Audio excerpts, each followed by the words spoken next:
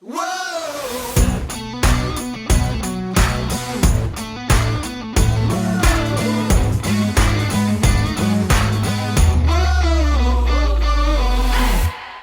to the What's Up Already podcast, where we fashion ourselves cinematic Judge and Jerry. My name is JJ Crowder. I'm here with my co-hosts, Mattson, Better red than dead.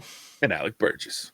Let's get it. We appreciate you tuning in. Go ahead and hit that follow, subscribe, bell notification buttons. Hit them all. It helps keep up with the podcast and our new episodes. Also, help us grow the podcast. Tell a friend. Tell a family member. Tell one of either an alien hunter or a ghost hunter about us. Don't tell ghost hunters about me. Yeah, that's right. Leave ghost hunters out. You'll ruin Alec's day if you tell the ghost hunters, but tell them anyway because we like that. But yeah, so we're here, and we're in week 2 of our arbitration month, getting back to the roots, and this time we've got this one up and coming. Oh, where's the audio? Oh. Now I'm mad. Where's the audio? I don't know what happened. Anyway, you saw it anyway. If those listening, we had a nice little versus there. And so it's Ghostbusters versus Men in Black.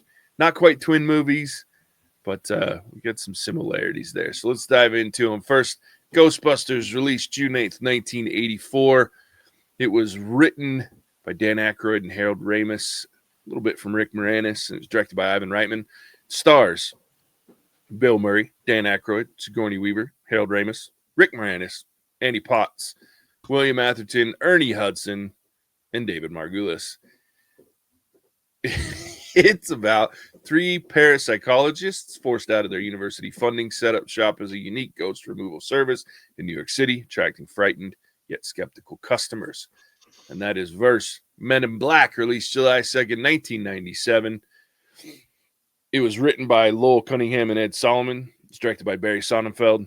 Stars Tommy Lee Jones, Will Smith, Linda Fiorentino, Vincent D'Onofrio, Rip Torn, Tony Shalhoub, Siobhan Fallon Hogan. Jesus, her name is rough. Mike Nussbaum, and John Grease. It was about James, and a New York City cop is hired by Agent K of a secret government agency that monitors extraterrestrial life on Earth. Together, they must recover an item that has been stolen by an intergalactic villain. Alec, I need you to expound for me. Like, what made you put these two together? Excellent question. I didn't. Oh. Fair enough. I've been salty this whole month, and I'm going to continue to be salty because neither one of my picks made it in. Thanks. Oh. So this wasn't your pick? This wasn't my pick. I could have sworn this. This has got Mattson written all over it. That's also fair. That touche. So then I'll redirect the question. Now that little baby Ray's here, what Mattson, what made you put these two together? Did I pick these? I must have, right? That's what I'm being told. I can't keep track of that shit anymore. Yeah, that's right. Because Alex was Count and Man in the Iron Mask, and then Hook and Princess Bride. So, well, the way that I looked at it, right, was you've got 2 crews that are hunting. One's for aliens, one's for ghosts. Yeah, they're 2 very different entities, but they are comedic journeys to find a resolution to a significant problem at hand. And yeah, I thought while it was different, it was very much the same. It's fair. I mean, it's basically the same story. I mean, you could have put aliens in, you could have called it Alien Hunter. Yeah. And it would have been the same movie. And you could have called it Ghosts in Black and or something. That's funny. I just started. Yeah, so like I thought there's enough similarities there to do it, and I think both movies are I want to do something that was very iconic and well known by many people. I think a lot of people that watch movies have seen Ghostbusters, and I still think a fair bit of people saw Men in Black, because I remember when I was growing up, like Will Smith was kind of at the top of his game when this movie came out, and I remember a lot of people went and saw this movie, and it made enough money on the first one because they made some horrible sequels. Yeah, so I wanted to throw it out there, put my hat in the ring. I forgot I submitted this, but I'm proud that I did. Yeah. Oh, it worked out. It was fun watching these again. So I have a funny story about the first time I ever watched the Men in Black movie. I watched it highly illegally. And this was before, pretty sure it was before we had like even the like pirating videos, because this was like, so it was 96. So this movie came out in 97. And in, I think it was 96. I was living in Kentucky at the time. Was it Kentucky? Yeah, we were in Kentucky, and I was I was in the high school band in Kentucky, and we got invited to go down to Florida to march through Universal Studios. So they do this like parade thing every weekend or something. Anyway, so we got to go down, like we went to state championship band competitions and stuff like that year. And so we had this really big, we were pretty big for a band. I mean, a high school band, whatever. It's a bigger deal in the East Coast than it is in the West Coast. So anyway, so we go over there, we go down, we take charter buses down to Florida from Kentucky. It was a long ass bus ride. But we go down there, and then we went to the Bahamas. So we marched in the parade. Then they took us on a boat down to the Bahamas for a day. We spent the night in the Bahamas one night, and we came back. While we were in the Bahamas, my buddy Lamar decided that he was going to go out to the Bahamas main island in town, which we had been advised against as a pale complected human being, but Lamar is far from pale complected, so he decided that he would be safe because that's Lamar.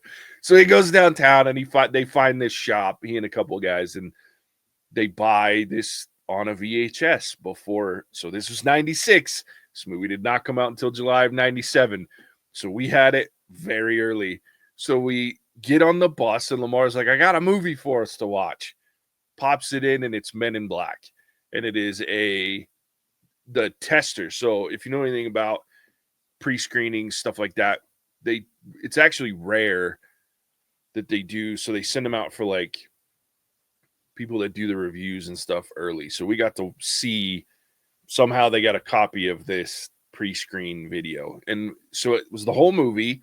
The only time we were watching it, and it was really great. And then all of a sudden we get to the end, and you have the big bug that busts out of Edgar, and he's crawling up like the state fair, whatever. And so instead of the bug, you see this white cutout of the bug's form because the CGI wasn't done yet in the screener.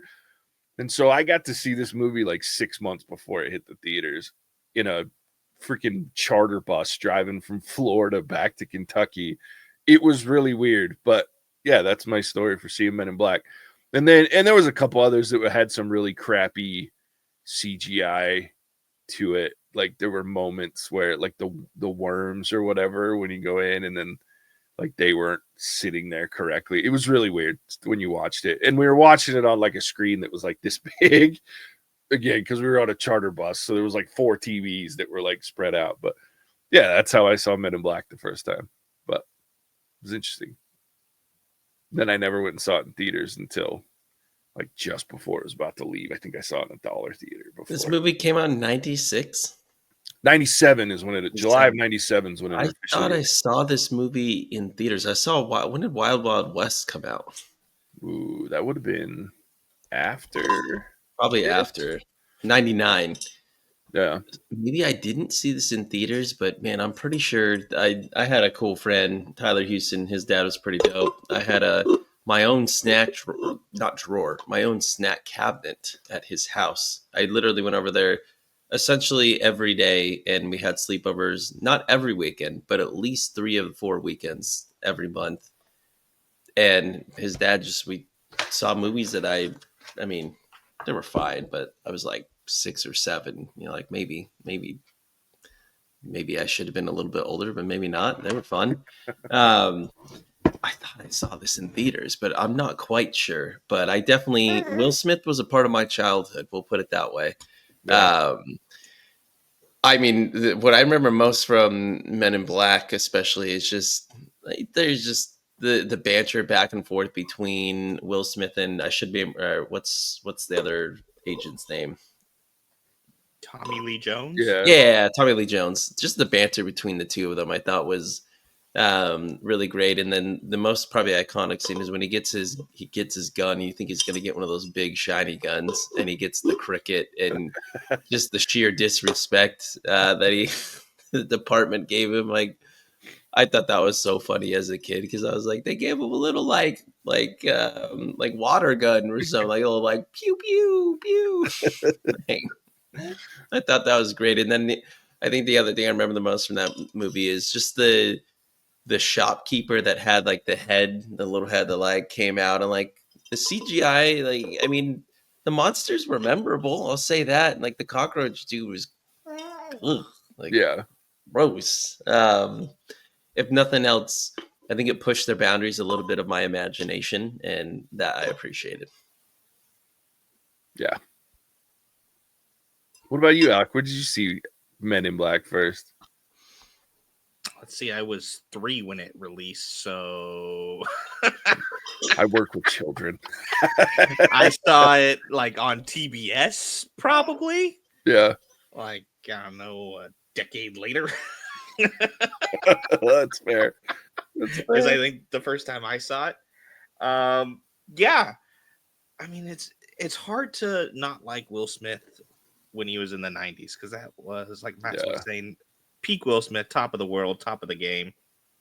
And it's just, he does such a good job in Men in Black owning the scene.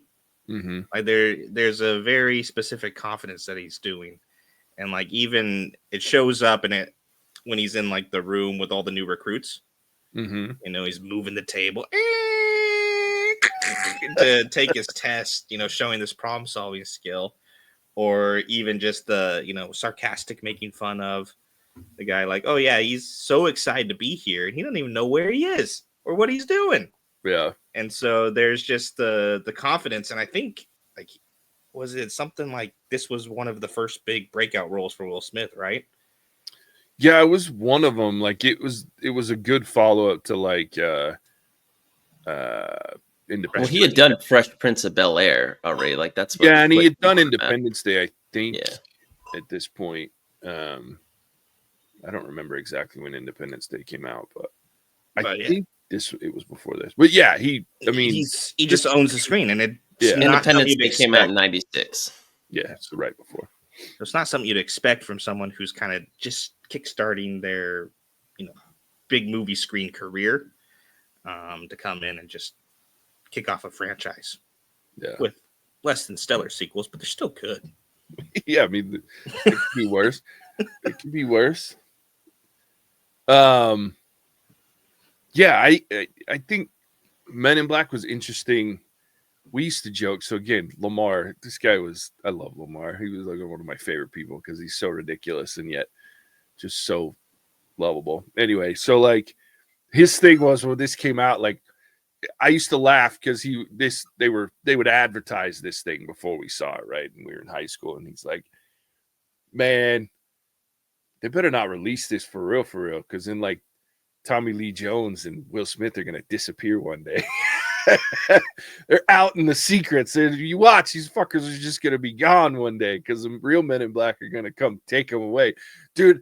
To be honest with you, Alec, I would love to get you and Lamar in the same room because the two of you are like my conspiracy theory fucking buddies. Like, you and him could talk for hours, I think, about the ridiculousness that you guys talk about. It makes me giggle. But yeah, like he would constantly, he's like, I'm not watching that shit. One day I'm gonna disappear. Every fucker that watches this movie is gonna get snatched up and go away. Or just get your memory erased. You don't even have to disappear. You just effectively do it the same way, just more incognito. Yeah, for real.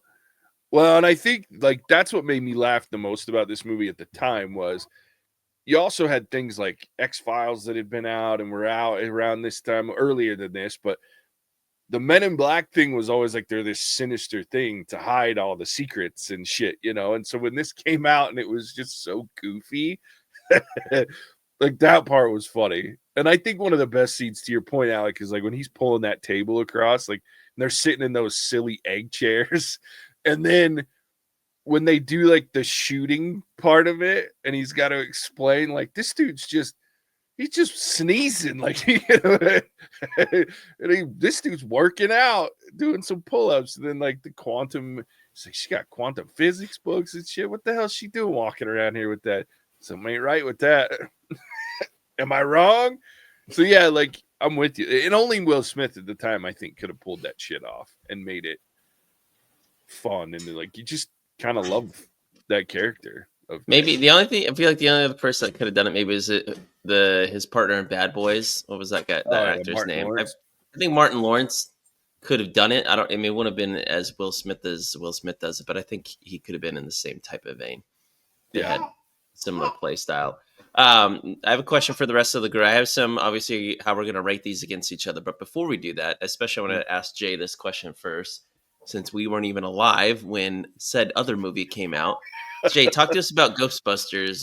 Did you see it in theaters? What do you remember? Because to me, real fast, like I don't remember exactly when I saw this movie. I saw it because it's a classic. Like I feel like people should see this. Does it hold the weight that I'm curious if it does for you? Because I like it. I think it's a great movie. It was interesting, but it wasn't like I would imagine if I was a kid or an early teen and this movie came out, I feel like this would have been revolutionary. For me, it was cool to see. And I was like, wow, like I can see why people care about it. It didn't have the same nostalgia for me, but especially for you, since maybe you did see it in theaters. I'm curious. So I didn't see it in theaters. This is one of those rare situations where I get to say that I was 3 years old when this fucking movie Oh, came really? out. Wow, JJ's not that old. So fuck you guys. No. Yeah, I was 3 when this came out. So no, I did not see it in theater, which is ironic because the very first movie I ever saw in theaters, I was 2 years old. My dad took me to fucking Return of the Jedi in '83, but I didn't see this one, at least not that I know of, unless Dad took me when I was 3 and didn't tell me, which he normally liked to tell me about. Hi, Banks, what he's watching, but like, so I don't remember when I first saw this, like how old I was or anything. I would imagine that I had to have been like 5 or 6, but I remember 2 things vividly about this movie, and that is one, I thought it was one of the greatest movies. Like it was so funny and it was entertaining and I laughed. And then the other piece was I was young enough that it fucking scared the shit out of me. Like so. Did it really? Did the giant marshmallow man got you? No, it was the freaking weird lady in the library. Oh my gosh. Yeah. You know what I mean? And then like as funny as Slimer is, like he's kind of creepy as shit in this movie. Like, and it was funny because this movie came out and then there was a cartoon that came out on Saturday morning cartoons that was about Ghostbusters, and Slimer was like their sidekick. This guy, Slimer was like their sidekick. So like he was cute, and then you watch the movie and he's not fucking cute in the movie when you're a little kid. So so there was creepy when I was little. It scared the shit out of me, actually. But no, it was a great movie. And I loved that Stay Puffed, like stomping through New York City. And it was funny because when I saw you sent over your list or whatever, and I'm putting together the vote on Patreon. There's my shameless plug. Go get on Patreon and you can vote for what we watch. But when I was putting the list together on Patreon, like I was like, ooh, Ghostbusters and Men in Black. Like I love Men in Black. It's funny, but it's cursed. There's no way that it can beat for me Ghostbusters, because that movie is like part of my childhood. Hi, Bags, and part of my life. You know what I mean? So it's the nostalgia and all that is real for me with Ghostbusters because but it was great. Alec, what about you in Ghostbusters? Ghostbusters was one like the first 80s movies my dad tried to get me to watch, and just like JJ, it terrified me. Unlike JJ, I don't have fond memories of Slimer or anything related to my first watch on Ghostbusters, because that shit sucked. Now, going back, it's a little bit different because I watch movies in a very different light now. And so going back to Ghostbusters, it's, about the comedy and the team and the, stuff that happens, I guess, outside of the actual ghost hunting. That was on the second watch through anyway, what I focused mostly on. And then that's what's really stuck with me is the comedic factor. And just, Bill Murray with this sarcastic, dry humor is pure gold. Yeah. That's Bill Murray in the final showdown. The amount of shit that Bill Murray talks to like Zool, like, and then like when they get mad at Dan Aykroyd because he can't help but like think of the Stay Puft, like that moment in this movie is one of my favorite moments of all time. It's just like where he's like, what's when they're yelling at him, why can't I think of his character's name? I just keep wanting to say Dan Aykroyd, but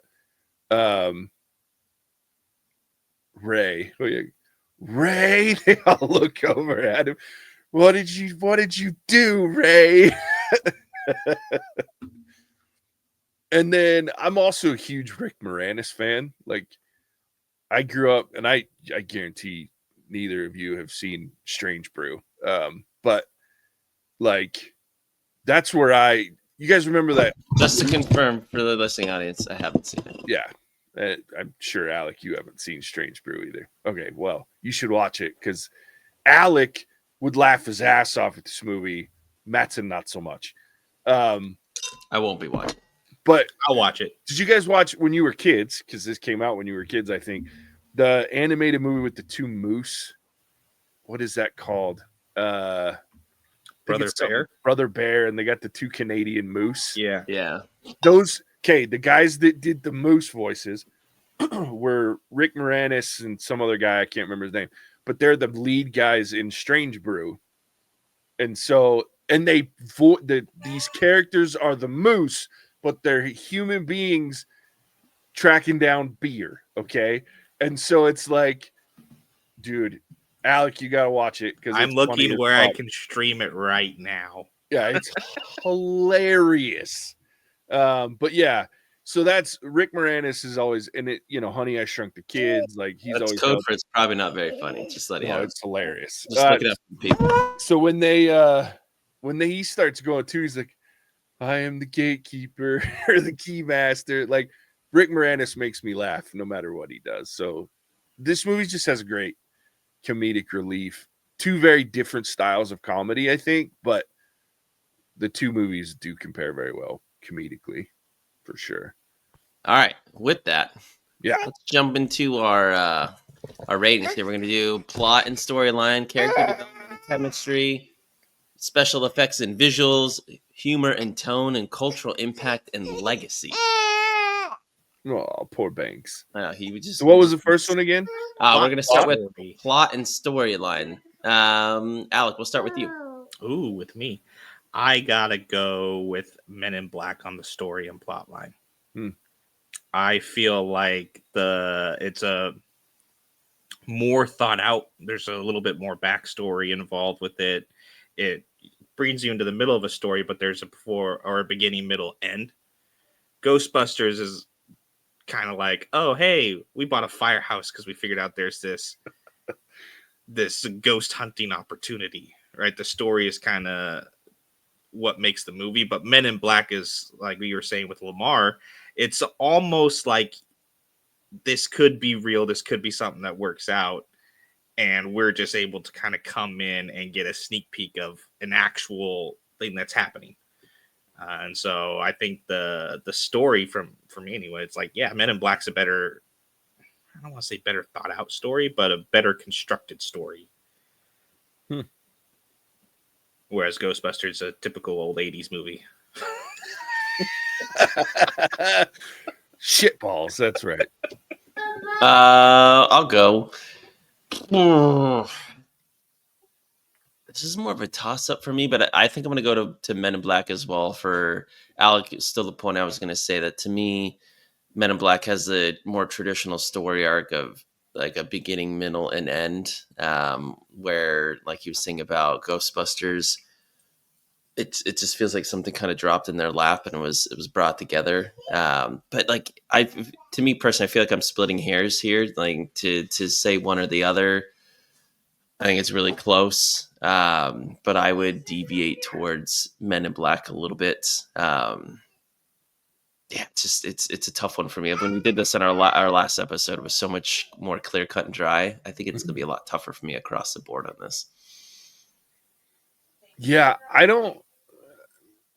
This was tough. Okay, so I'm gonna go Ghostbusters, and I say that because of this, and that is, to me, Men in Black, where its success comes from are the characters that are in it, and the enjoyment and the charisma that they exude. Whereas the story itself, meh.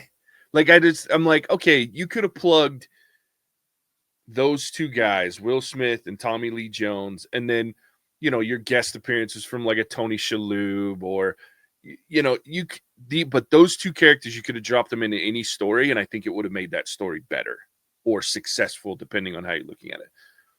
Ghostbusters, I think, is similar because, again, it's just like this world-ending, theme that we're talking about that most stories have, and so this crew of goofy scientists that decide to be ghost hunters make the movie.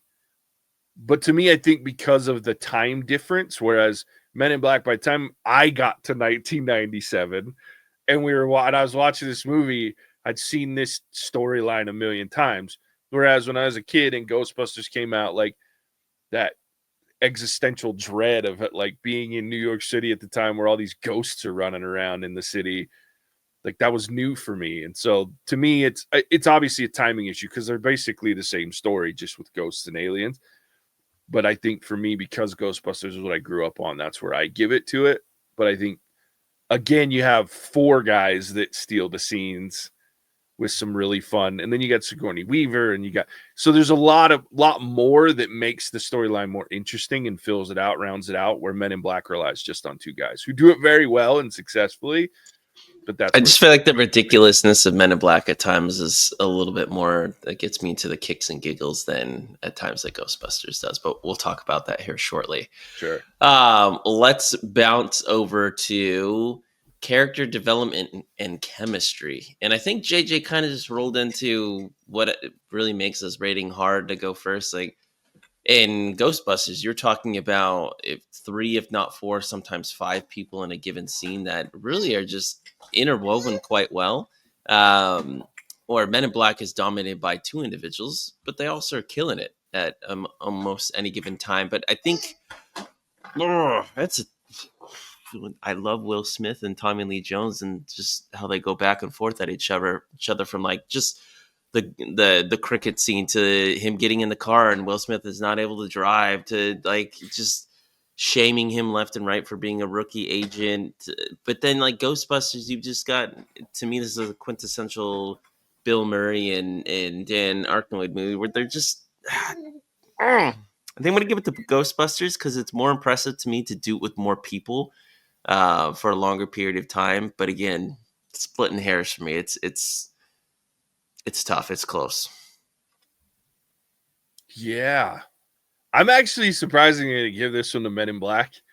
And I think what flips it over, I think when we're talking about like the ensemble cast or the cast itself and like their chemistry, I could go either way. And I would tend to, if it was just about chemistry with the topic you're talking about, I would probably lean more towards Ghostbusters because to your point, the chemistry between a larger group is a little more difficult in theory.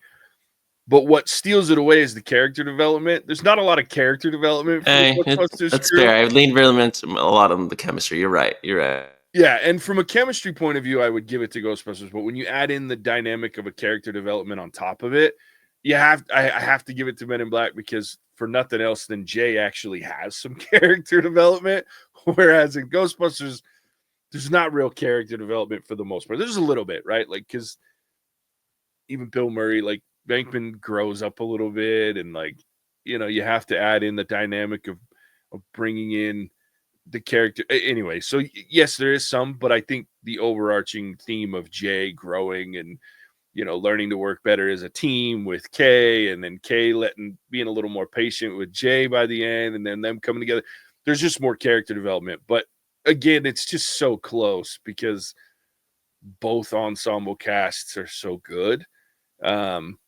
But I think when comparatively to like giving it to a character, Will Smith's always going to trump out some of these guys because especially at this point, God, he just oozes charisma. Like even after having a hard time with him after the whole slap situation, like he's still hard to dislike when he's doing his thing.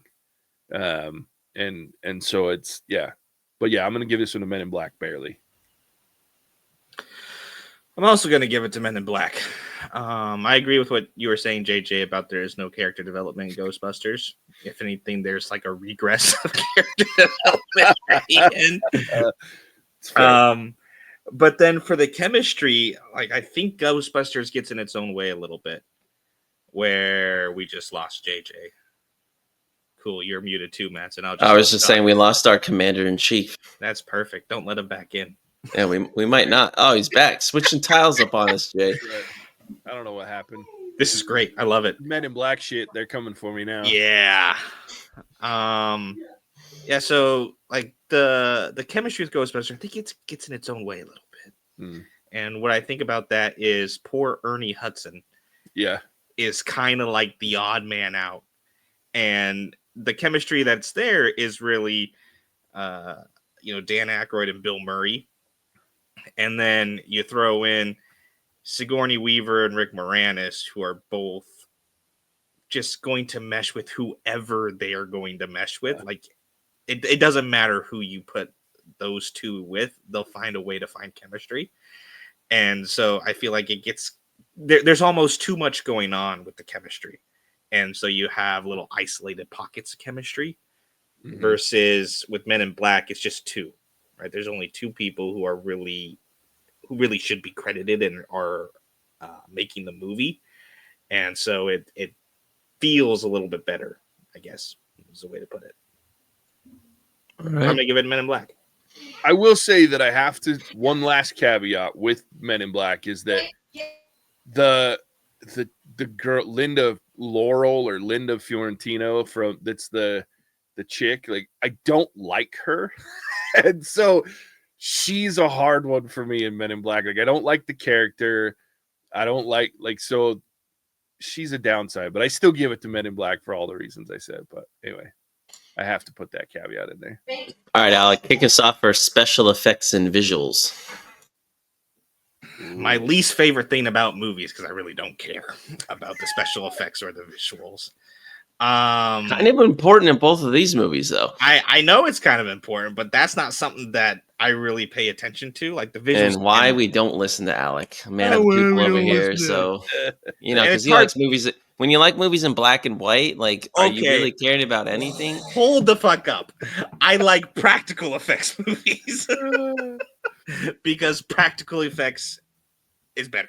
I'll just say it, especially during the 80s and 90s. And there's some practical effects in Ghostbusters. I am aware of the practical effects. Just letting our listening audience know. You just gotta listen out with a grain of salt right here. Just yeah.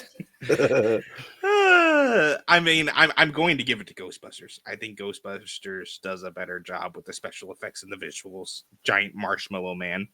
Zool is still terrifying to me, and I'm 31 years old. So I'm going to give it to Ghostbusters. That's funny. What about you, Mattson? Sorry, it's gonna be a little. Banks has got a little toy next to me. I gotta turn that down, dude. I don't know if they can hear that. I mean, I think when you watch Ghostbusters, like, was it groundbreaking? Some of the things that they were doing at the time, I'm sure it was, but it sure doesn't look as good these days. And Men in Black, they blended. There's definitely CGI moments and some practical moments. I remember Men in Black more. It's probably just because it's a nostalgia thing when I was a kid. And I saw Ghostbusters when I was older. I could be like, oh, like, I knew what they were trying to do there, but it doesn't look that good. But then again, the giant marshmallow man, like, that was pretty great. Like, I won't ever be forgetting that. I think it's just like Aliens more. And so I thought it was cooler, more intricate, and I still thought it looked pretty good to this day and age. And maybe I'm a little bit biased, but I think I just appreciate a little bit more of how their special effects helped with the world building in ways that I think we had here and there glimpses of that in Ghostbusters, but in Men in Black we had a lot more of that, and I appreciated it. I'm so glad you mentioned the Stay Puffed guy because that was a practical effect. It was pretty great, but like when the temple opened or whatever at the end with the like the not lion like weird alien ghost thing, like doesn't look that good these days, but I'm sure it looked good back then. Yeah, I think this one's a tough one for me because I think of two scenes in particular. One we've already talked about, Stay Puffed, walking down the streets of New York and knowing how they did that, and the fact that they did that was dope. The other scene from Men in Black though is when he first walks into like the wide open spot of MIB headquarters. Yeah, there's You have so all many the different everything. aliens, and Yeah. and it's all CGI, and it still looks pretty good, even considering it's CGI. So I think of those two scenes, but I'm also biased, and my biases is showing because I have a huge taste for practical effects. And to Mattson's point, some of them don't hold up as well in Ghostbusters, but I still appreciate that. And so I look at this from the lens of I find CGI kind of, and this is terrible because it's a lot of work, but I find it lazy because you can make anything look like anything with a computer, and it's how well you do it. Now, Men in Black does it very well comparatively. There's some that I'm like, geez, this is terrible. That were even come after Men in Black, right? Like later on movies where it should have been better were as good. But when it comes to like being able to figure out how to have Stay Puffed, or even things like Slimer or the crazy ghost lady that's flying around, you know what I mean? Like all of those, like how I look at it and I go, how the fuck did they do that? Versus when I look at Men in Black, I go, I know exactly how they did that. They have a computer program that did it. So for me, that's why Ghostbusters will win for me. It's not that I think that the effects are that much better. I just think that they're different, and I like practicality versus CGI. So it's a completely biased decision, but I'll own that biases and run with it. So I give that to Ghostbusters. But again, it's real close. Like there's nothing here that I'm like, one or the other is a runaway favorite, right? Like I think it's just they're all very close, but that's just my personal thing. Like I think when I think of the two main scenes, it's those two, and Stay Puffed wins. Yeah. What was the next category? Well, I have one follow-up question. So what about like a movie like Ready Player One with those special effects like CGI, and they're like extremely intricate, and well, like the scene I'm thinking of is when he's in the race and he throws out his little thing in the car, like builds. Mm-hmm. Obviously, we'd love for that to be a practical effect, but that would take years. And I think that was a really meticulous CGI that took a long time and was very complex and a lot of work. And I'm curious if you have a different opinion on something like that being lazy versus like practical effects. It's probably, like I said, it's probably. I love. I should preface this. One of my favorite movies of all time is what's the dinosaur movie? Why am I forgetting? Jurassic Park. Yeah, Jurassic Park. Like, it's an incredible movie because the practical effects are unmatched. And so I'm not saying I think I have the same sentiment as you, but then like a movie like Ready Player One that I'm actually like, I can see the amount of work and the time, and I think it did pay off, but I'm curious your opinion. Yeah, so I think it's tough too, because you got to think about what movies can you pull off without CGI and with CGI. And Ready Player One, because of its nature and what the story's actually about, like it's about a virtual world. So if you weren't using virtual effects, I'd be a little concerned because like that's the idea behind that one. So I think two things about your question. One, yes, Ready Player One does it very well when it comes to CGI. You can tell that there was and I think that comes down to a Steven Spielberg thing where he's like, look, one, Steven Spielberg's not going to let you get away with shit, right? He's been involved in too many. I mean, was very heavily involved in helping Lucas make Star Wars early on. He did the Indiana Jones movies, which had practical effects. So like the guy knows how to do effects that are impressive. So he's going to make them put in the work for that. And two, I think it leans heavily into the world that it was built in, right? We need it to be CGI because they're in a virtual reality world. And so if it looked practical, it might be a little weird. I will say that what impressed me the most, if we're talking about Ready Player One real quick, the fact that they make the world building of the stacks in Columbus and stuff like that feel very practical, even though the stacks were very much CGI. That to me was the most successful part of that those CGI was the real world felt real, even though most of it, especially in the stacks area, was very much CGI. So yeah, that's it. That one's kind of a standalone. There's a couple movies that their effects are, it's kind of like The Thing on the other side of it, right? Like when we watched and did The Thing, there's very few movies that from a practical effect standpoint can compare to The Thing. Ready Player One's the same way when it comes to CGI. Like it's hard to compare to that one. All right, good to know. Jumping to our next topic, we will start with JJ on this one. Humor and tone. Oof. Very tough. Wow, this one's tough. I'm going to start with humor, and then I'm going to separate these two things. So from a humor perspective, I think Men in Black wins barely. And I think it's because Tommy Lee Jones and Will Smith are very successful at their comedy. Like, they make me laugh. The dynamic of outrageous Will Smith doing what he does and is always like on the go and moving quick and loud and obnoxious. And then you've got Tommy Lee Jones who he only says what's necessary. And when he's being funny, goddamn, he's funny, right? Like, and so I love that and it always works. There's not a moment where I'm like, that didn't work. What Ghostbusters suffers from is, even though the ensemble is great, to Alec's point, and Mattson, you said it too, it's about Dan Aykroyd and Bill Murray. Those two are your Will Smith and your Tommy Lee Jones of this movie. What happens then is you have these other characters that when they are funny are really funny, but they don't always hit the way that Bill Murray and Dan Aykroyd hit every single time. Those two hit no matter what, and it's funny. You do have some moments with there's characters in there that are trying to be funny and they're not. Okay. And so that was why I give it to Men in Black for the humor.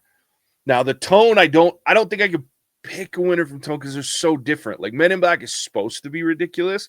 And then Ghostbusters is kind of back and forth. Like there's some ridiculous moments, but there's some pretty dark shit that happens in Ghostbusters. And so I think from a tone, I'm going to give it to Ghostbusters, even though it's really close.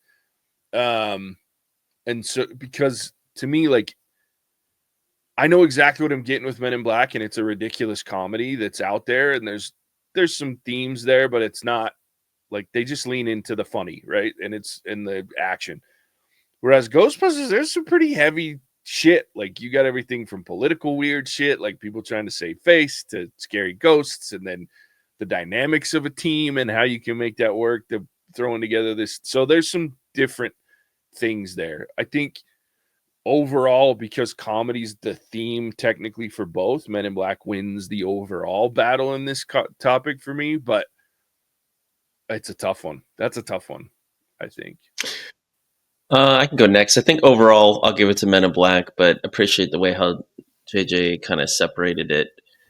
And we talked about like storyline and plot. I still think the connection of Tommy Lee Jones and Will Smith, so J and K, I just like their banter and dynamics a little bit more. I think, like JJ talked about, they always hit, and there's never a question of that, where things can get a little convoluted in Ghostbusters. But I just really appreciate Will Smith's humor, is what it comes down to. If he wasn't in the movie, would this have ever been on anyone's map? Probably not. I just like him. I like him in Fresh Prince. I like him in this, even to extend in a horrible movie like Wild Wild West, to some other things. Like, he's someone that'll get me to a screen more often than not. And this was when he was close to, if not on his Mount Rushmore of movies. Like he was at the top of his game, and his jokes still land when I watch and they're still funny. And it's not to be anything bad to say against Ghostbusters. I think there's a lot there. I mean, Bill Murray's Bill Murray. But I just like the style of humor just a little bit more. In Men in Black, it feels closer to things that truly make me laugh. In terms of tone, I think Jay said it best. Men in Black, you know what you're getting every time. Like there's no question, it doesn't deviate, and there's power in that because there's so many movies we see that think they're a comedy, but then try to be a drama, and then like they're waffling, and you're like, all right, I need you to stay on brand. I'm glad they did that. But I do think Ghostbusters is a little bit more sophisticated, and I think the ability to go from a little more dark to comedic is hard to do at times, and I think they juggle that quite well. But in how I normally rate this, humor is most important to me in terms of what these movies are portraying, and I think Men in Black just slightly above again. For me, it comes down to like the different humor styles, right? And once again, Ghostbusters kind of gets in its own way. You have a very dry, sarcastic Bill Murray humor. And I think if it's a duo, Bill Murray, Dan Aykroyd, or Bill Murray, Rick Moranis, or Bill Murray, Sigourney Weaver, or Bill Murray and anybody else, it works. But you have a little bit of conflicting humor styles that are coming in because like Rick Moranis is very good at being that kind of chameleon, but he's a much more active, over the top kind of humor and not the sarcastic, dry Bill Murray. Whereas in Men in Black, you have just witty banter, and then Tommy Lee Jones is the quiet, stoic one with one-liner zingers, and you have Will Smith, who is the kind of over-the-top, companion for that, and it works much better. They know what they're doing with that, and they stick to that kind of humor. Whereas Ghostbusters is a little bit of a hodgepodge. So I'm going to give it Men in Black. All right, Alec, you're going to kick us off on our last topic, and maybe the easiest to rate or maybe the most difficult. I'm curious. We're going to go to cultural impact and legacy. Oh, it's easy. Ghostbusters. And it's not even close.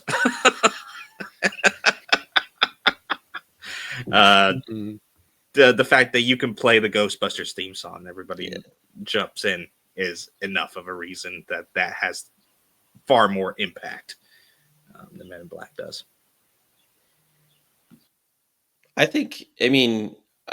don't disagree with you, but I think if there's two dudes wearing suits with shades on, I definitely think Men in Black. But you don't think Matrix, Agent Smith? No, like I'd have to see the Morpheus glasses, but that's a good point. Hey, I don't know if I disagree with you, but what trumps it all is just the "Who You Gonna Call Ghostbusters" song, like that there's that got played at dances I went to growing up, and you didn't even have to know what the movie was. You just knew that was a song and people knew it, and that takes the cake. But I think for me, it's an easy answer. It's Ghostbusters. It's something I've seen far more in merchandise, in pop culture, comedic lore. Who you gonna call? Like you say, like I don't know, just something that's been in my vocabulary from the beginning. Men in Black, I think it was cool at the time and had some stylistic implications to how we dress and think about aliens for a little bit, but it was more of a flash in the pan, where I still think Ghostbusters to this day is something you look at Stranger Things, like it got brought back and revived like as of like 5 or 6 years ago, and there was like a whole revival of the costumes and some of that lore again, and they tried to bring Men in Black back with Chris Hemsworth and the other female actor. I should know her name, but I can't say it right now. Can't remember it. I don't know. I didn't see any like, oh wow, Men in Black's back, like this or that. Like Ghostbusters, like definitely had some staying power and still does. Yeah, I think that's I want to say it shouldn't be easy, but it is easy. Ghostbusters for sure, and that's finally not my biases talking. Like it's Yeah, everybody knows Ghostbusters. And I think what really separates is, Mattson, you kind of touched a little bit on it, and that is, I think about Ghostbusters and outside of so Ghostbusters does a remake that doesn't include the original cast and they do the female version, whatever. And they're all funny women, like, but it didn't work. It was terrible, actually. Funny enough, both of these I'm about to talk to had Chris Hemsworth in them. Yeah, when Chris Hemsworth is the funniest part of your Ghostbusters movie, you fucked up. So it just didn't work. But then you bring back and they do another remake, if you will, or sequel that then includes the characters, very little, but includes them, and it worked because you got back to the original themes and things like that. Men in Black, outside of the first one, and look, Men in Black 2 is funny, Men in Black 3 is funny ish. I struggled, but I'll tell you what I did like was what got me and surprised me was Josh Brolin as Kay in one of the later movies really worked for me. Okay. But the difference between the two is outside of the weird remake of Ghostbusters always works. No matter how much, even Ghostbusters 2, it's an inferior movie to Ghostbusters 1, but it's really funny and it's really entertaining and it's good to watch. And in some ways, it's scarier than the first one because the bad guy's really creepy. And then you have like it disappears. I mean, for 40 years, Ghostbusters has been around in some way, shape, or form. Slimer's so recognizable, it's ridiculous. Like, you know all these things. Whereas Men in Black, like, yes, people understand that. But again, to Alec's point, like, it can be confused. If you're not holding like a phase 4 deatomizer in your hand, you don't know what the hell you're talking about. Like, it could be any movie with a guy in a suit and some glasses, right? And you need the little mind eraser. But even then, people could still question. But you got a backpack that looks like a vacuum with like a hose you're holding out, or like a little ghost symbol with a cross in it. Everybody knows. No, or no the question. worst siren ever created. The wee, like, yeah, you know what that shit is. But to your point, like, the song, man, just will get you every time too. And it's ironic because both have very recognizable theme songs. But if you were to play Men in Black for a bunch of kids now, they wouldn't know. But I bet they know who you're gonna call. So I think I disagree for the younger generation, but at least like maybe like 20 and maybe like 25 and up, probably. I'm gonna have to go ask my nieces and nephews tomorrow when they come over for the Super Bowl. If the older ones, I do know they would know this, but I don't know if the other like 10 and below. I doubt it. I'd be curious if you were to play maybe the new movie songs. though. Maybe the new movie though, because of that. That's fair. Yeah, I'd be curious if you played both songs. They definitely don't know Men in Black. Yeah, that I'm sure of. Yeah, but like maybe Ghostbusters. Yeah. Anyway, but yeah, Ghostbusters takes that one for sure. All right. Well, we rolled through all 5. I think there was a bit of yo-yoing, but I think Men in Black had more slight edging out than Ghostbusters, but if maybe not, it was really close. Either way, so I think we'll roll to our final ratings for the 2 movies. I guess I'll go first because I picked both of these. Mm-hmm. Whoa, man, it's so tough. I'm gonna give both a 4. I think they're both really solid, entertaining movies, but they are not without some of their holes, some things that we've talked about. I think like Men in Black, for instance, I love the chemistry. I especially love Will Smith, but I don't think like the story overall. It's a story that's told time and time again in Hollywood. I don't think it's like extremely compelling, or I don't know, emotional or heartwarming is not the right thing, but it's generic to me. But it's exceptional acting and chemistry that makes it enjoyable. I think Ghostbusters was an awesome premise and kind of revolutionary to extent with the practical and even visual effects. I think there's some great chemistries we've talked about, but at times I think it can be its own worst enemy by trying to cram a little bit too much down your throat when it could have stayed slightly more simplistic. It's entertaining. I don't think it holds up as well in time in terms of the visuals, but it's if if you're listening to this and you haven't watched Ghostbusters, like, go watch the movie at least. Like, please, please. They're both really entertaining movies. They are movies that I know I'll see both of them again, with a probable slight preference to maybe Ghostbusters, because like we've talked about, more people in my sphere of influence have seen that and enjoy that maybe than the Men in Black. But I really like both movies. I think they did a good job. Nice. Alec, you go, buddy. This is hard because I have trouble saying any one of these is like a phenomenally good movie. Like, they both kind of suck from a movie standpoint. Get the fuck out of here. It's hard to be like, oh yeah, this is a peak of, cinema. You're talking about Ghostbusters and Men in Black. So I think I'm gonna give both a 3.5. And if I have to go like with a winner of watch this movie over this movie, Ghostbusters. Give it to Ghostbusters and The Edge, and that's just more if you watch if you haven't watched either one of these movies, which one are you gonna watch and be better off watching? I think is Ghostbusters. But yeah, 3.5 for both of them. But if they were in black and white, it probably would have been a 4. So just letting you know. Black and white, they would have been 5.5s.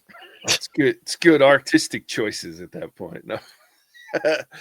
I am going to give Men in Black a 4, and I'm going to give Ghostbusters a 4.5. They're both great movies. They both have flaws. I think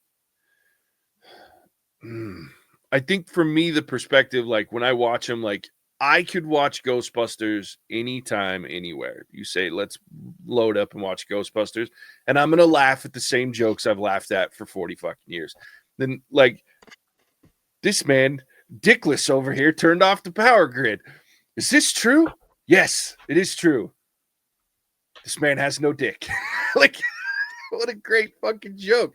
It's just, and then he's like, to top it off, they break up the fight, and he goes, "What? It's just what I heard." Like, it's just, but then there's jokes like, "You get a Series 4 deatomizer, and I get a Midgie cricket. Are you kidding me?" Like, I feel like I'm gonna break this thing.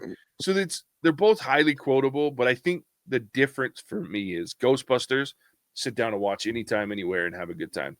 Men in Black, I don't think I could watch it that much. Like, I can watch it over and over because it's great, it's funny, it's got good jokes, but I would get tired of it if I was consistently watching it. I don't think I'd ever get tired of Ghostbusters. I just think the comedy, the humor standard for me, Bill Murray will always peak, even though Will Smith's one of my favorite actors out there. He's not always one of my favorite comedians. He's just so charismatic, and he just steals every scene he's in. And then you have Tommy Lee Jones, who actually hangs with him just really well. So it was really good that it worked out. But Ghostbusters for me is just nostalgically probably one of my all-time great movies that I could just watch anytime, anywhere, no questions asked, as many times as we wanted to watch it. I love Ghostbusters. So it wins the battle, but damn, it's a hard choice. As much as they're different, there's similarities, but they're both fun movies, good watches. So yeah, there it is. It was a fun one. It was weird. I wasn't expecting. I was like, when I first saw the list, I was like, really? How do those two compare? And then I watched them. I'm like, okay, we can talk about these. This worked out. So great pick, Mattson. Great pick. Even though I thought it was Alec's pick for most of the. Hey, you know me. Even when I don't know that I picked it, I'm doing the right thing. Well played, sir. Well played. Well, Alec, tell everybody where they can find us. Happy to. Thank you for tuning into week 2, right? Yeah. Week 2 of our arbitration series. Kind of makes sense. We had 2 movies with 2 unforgettable teams, 2 unforgettable adventures, right? So I guess this really comes down to whether you enjoy busting ghosts out of a firehouse that should have been condemned 60 years before, or, hunting down aliens with a neural, what is that thing? The neuralizer? neural analyzer, something like that. Whatever. Kind of comes down to personal preference. Where to find us? Find us on YouTube, where you can see our pretty faces as we are talking about movies, or check us out on Patreon. Special thanks to CB and Charles for selecting this Clash of Titans, I guess we could say. So when it comes down to your movie podcasting needs, there's really only one question, and it's who you gonna call. With that, I'll kick it back to the Titan of Terror, the King of Crash, JJ. Yeah.